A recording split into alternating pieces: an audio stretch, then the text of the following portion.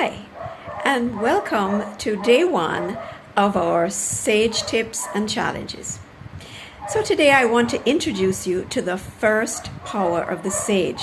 That's the Empathize power. You might say, well, that's pretty simple, Liz. I know how to, express empathy. But I want to give you some additional information and twists on this Sage power of Empathize. When we talk about empathize, first of all, we're talking about self-compassion. Now, many of us are really good at being nurturers of other people, but not so good at nurturing ourselves. So, first of all, empathize with ourselves is so important. Self-compassion, appreciation, gratefulness, all of these are part of the epicenter of love. And self-love, despite what we may have been taught growing up, is not selfish, not when it comes from the place of love and loving the essence of who we are, not from being egocentric and selfish. So the empathize power is all about unconditional love and acceptance. How many of us can really say that we love ourselves unconditionally? Because we have to love ourselves unconditionally first before we can love others unconditionally.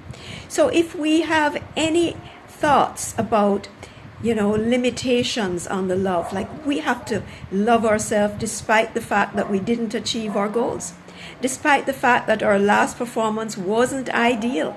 So do we really know how to love ourselves? Can we empathize with ourselves to a point where we are loving ourselves unconditionally?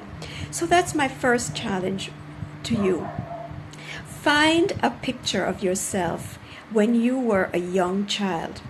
Maybe, 3 or 4 years old, 5 years old, very young, where you can look into your eyes and see the essence and connect with the essence of who you really are. Because believe me, that essence is still very much a part of you now. We want to, remember who we really are, because that's where we need to begin. Empathy with ourselves, self-compassion, and then we can reach out more effectively to show compassion to others.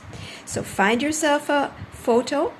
If you can't find a photo, just imagine yourself and how you looked as a young child, and look deeply into your eyes and connect with the essence of who you really are.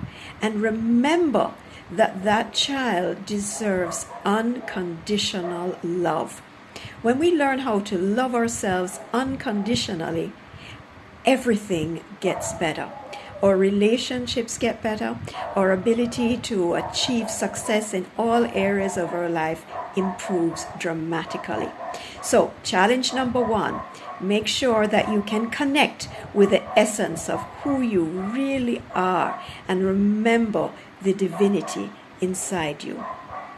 I'll see you tomorrow for the second Sage Power.